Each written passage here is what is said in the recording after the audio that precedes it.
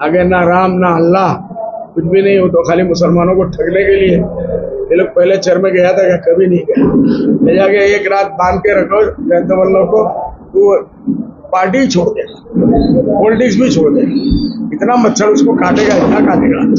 Okay, শুনে ওই সকল মিনিস্টার আছে যাক লাগে মার্ডার করে দিব, যাক লাগে একদম মাটির নিচে দাবাই দিব, কোনো ধরিব পারি। আল্লাহর ওচৰত আপোনালোকে দোয়া কৰো, আল্লাহ সিসকলৰ গজবৰ পৰা আমাক বাঁচাওক, আৰ আল্লাহৰ গজবৰ পৰা সিসকলক বাঁচাওক।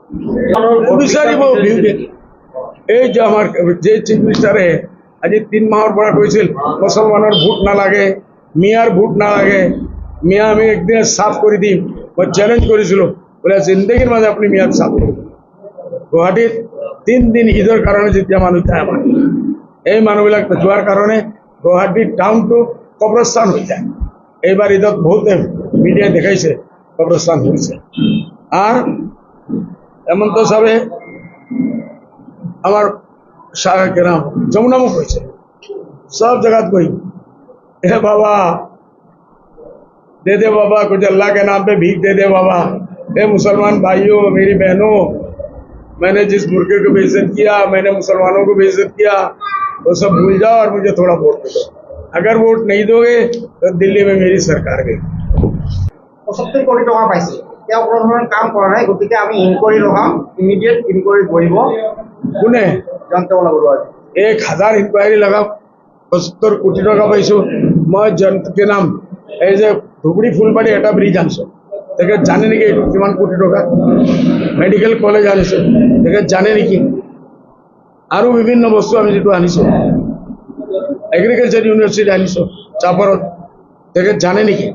ইসকলে কোনোদিন কোনো কাম কৰা নাই, ইনকোয়াৰি দিয়া জানে। এখানে বিজেপি তো এইটোই হতিয়াৰ।